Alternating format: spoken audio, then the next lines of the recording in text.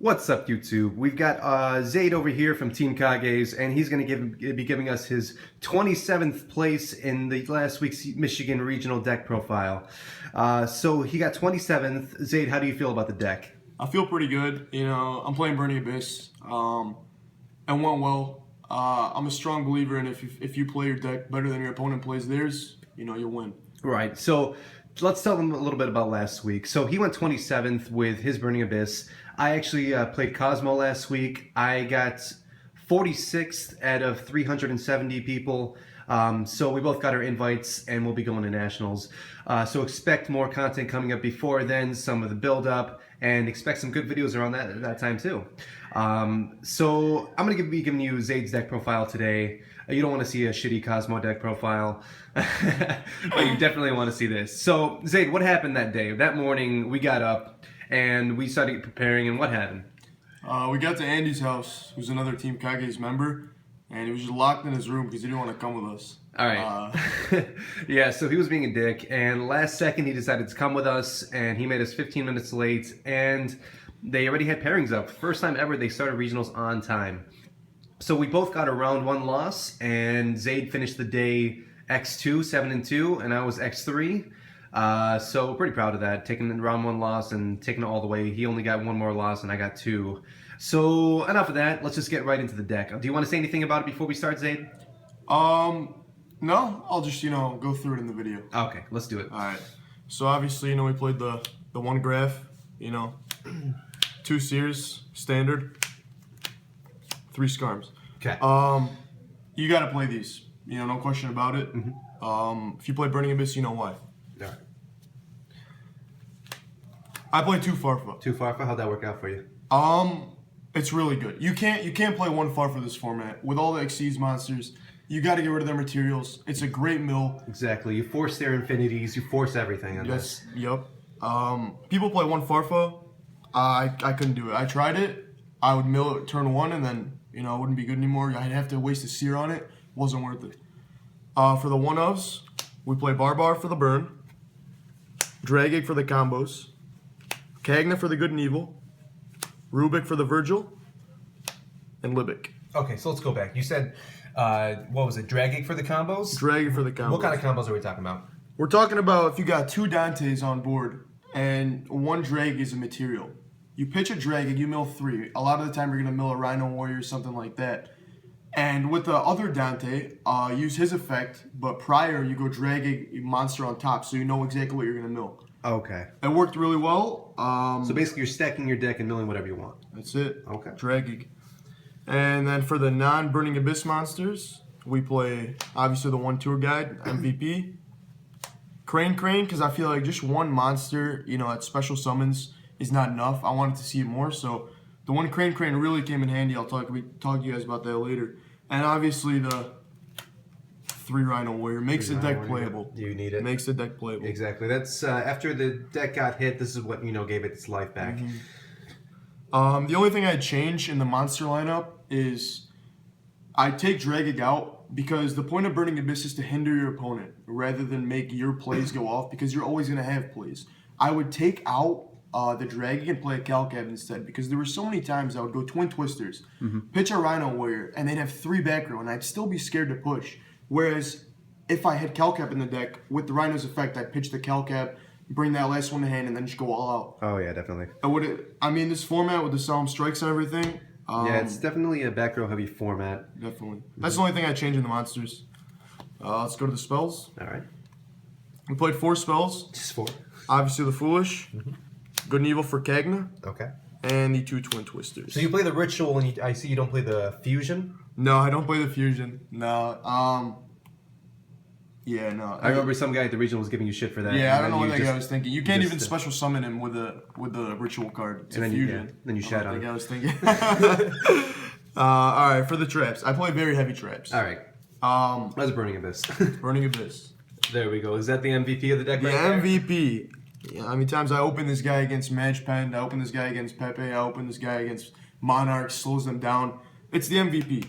Worst case scenario, I set it out once against Burning Abyss. I played the Mirror. I beat him 2-1. You just gotta play your deck better than your opponent. You'll win. Plain and simple. I play 3 horn. 3 horn? You gotta play horn. Negates the normal summon, then you just push next turn. Yeah. You basically plus off it, especially on a Dante with a seer material on it. Bring a seer to hand, special summon the Dante. You got a 2500 beater, you negated the normal summon, continue playing. Yeah, your deck utilizes this card more than any, I'd say. Right. And the fact that it can negate the normal summon makes it just so amazing. Like, way better than Grand Horn or anything. It's a counter trap, you can't stop it. Exactly, it's even better. I played the one Solemn Strike. Why only one? Shout out my boy Antonio for packing this. Letting me use it really came in handy. I couldn't afford the other two. I'm going to be honest with you. But what I did was I played 2 Grand Horn instead. And really, it wasn't bad. I just shouted it out when I didn't need it.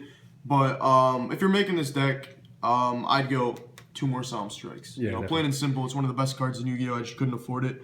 But Grand Horn came in handy, especially with all the, special summoning with the Pepe and all those, everything. Oh, yeah.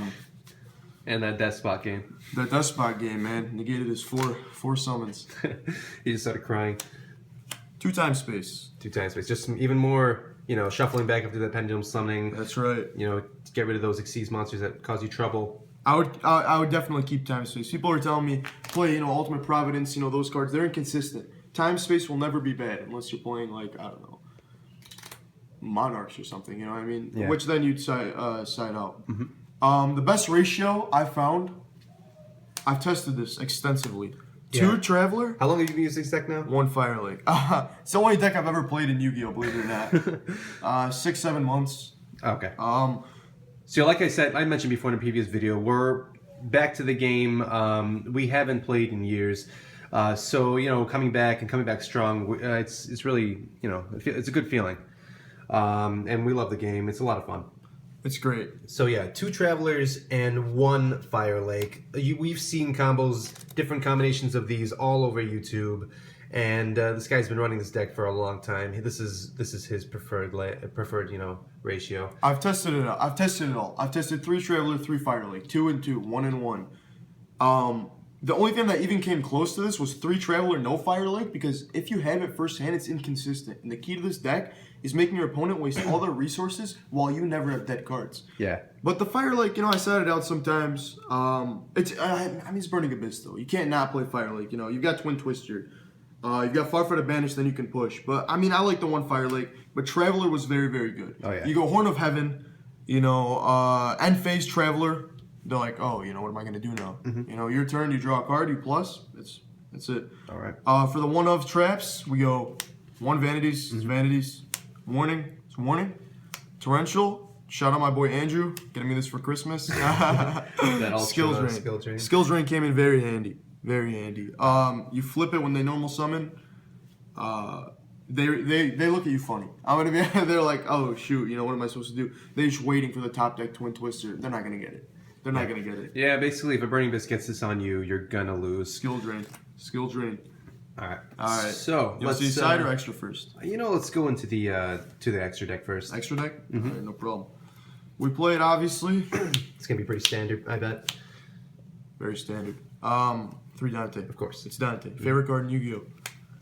3 Dante. People have been playing 2 this format. I can't roll with 2. You need 3. I guess. I'd probably run 2 myself, but if you prefer 3, did it help you? Did you ever go into 3 anytime last week? I went into 3. They torrential. I needed something to protect my Dante because I know he's playing heavy back row. Mm-hmm. 3 Downer is fine, especially in a rank 3 deck.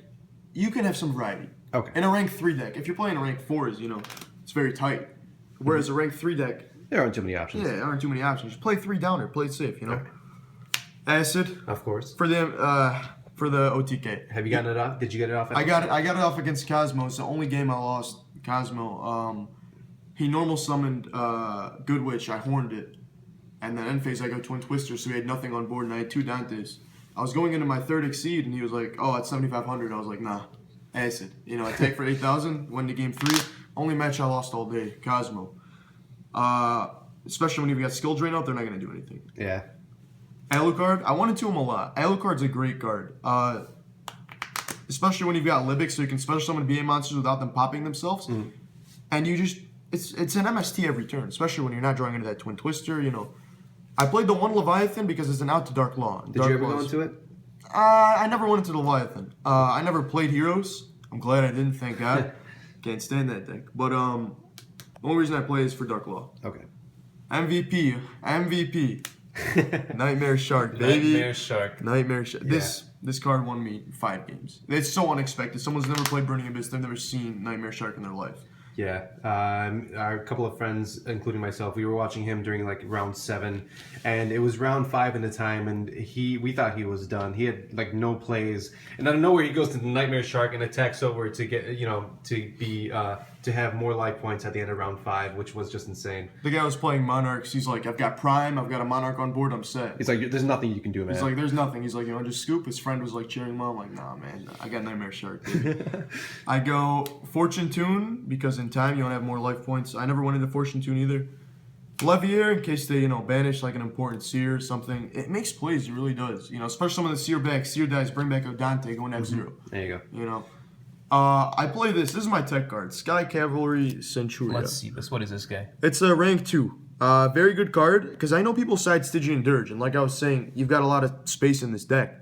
Got a lot of space, play around with it a little bit, you know what I mean? They're playing Stygian Dirge, going to Sky Cavalry. They're not going to see it coming. Strong, it's beater, it's a good card, doesn't target.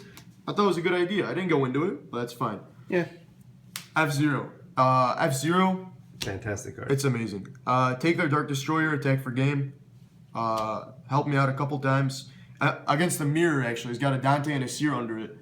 Attack the Dante. Push, every turn. He's not going to do anything. He sets a card. I'll Virgil it, something like that. F-Zero is the key to Cosmo. Yeah, definitely. It's your best out. It's so good. And the last card, Virgil. Of course, you got to run it. Virgil. If I've got good and evil in hand, I'm always going Virgil. Pitch it, cost. It's Virgil. Yeah. It's Virgil. All right, let's get into the side. Side deck. 2 Majesties. Perfect, Majesties. yeah. Cosmo. Can't do anything. Get it out first turn. Special summon a BA. Tribute. It's game over. 2 Vanities for that Pepe, for that Magic Pepe, Pen, Magicians. Yeah. Shout out my boy Antonio right here. Help me out. Magical Spring. This card. Yeah, he was playing Magicians probably like round 5 or something, and his opponent, he had... you tell the story. I wasn't there. He had Odd Eyes Absolute Dragon after we both started off horrible hands, and it got to the point where I got rid of all of his cards, he got rid of all of mine, but he top decked the rank, I don't know, what is it, 7, and then he special summoned the 1 from his extra deck, 1 of an Odd Eyes Absolute. That was the only card he had, and then his Scales. So I was like, I had nothing. I had no cards, no nothing. I top decked Magical Spring. So what does that do? I'm like, I draw 2, discard 1. I draw the Crane, and I draw a Farfa. I discard the Farfa. He's got no monsters on board. He lost his materials. I special summon the Crane. I normal summon the Crane. Special summon Seer. Pitch the Crane. Mill 3. Graff. Barbar. Just attacked, and that was in good shape. The guy was in Magical Spring. Very good. That one card got you back in the game. It's so good. You gotta play it. Just trust me on that one. 3 Iron Wall. Oh yeah. Cosmo Infernoid. Mask of Restraint. And surprisingly, there was an Infernoid that I believe got top 8 or top 16 last week. So, even though you don't really see it that often, you never know. I don't know how that happened, but I never played any.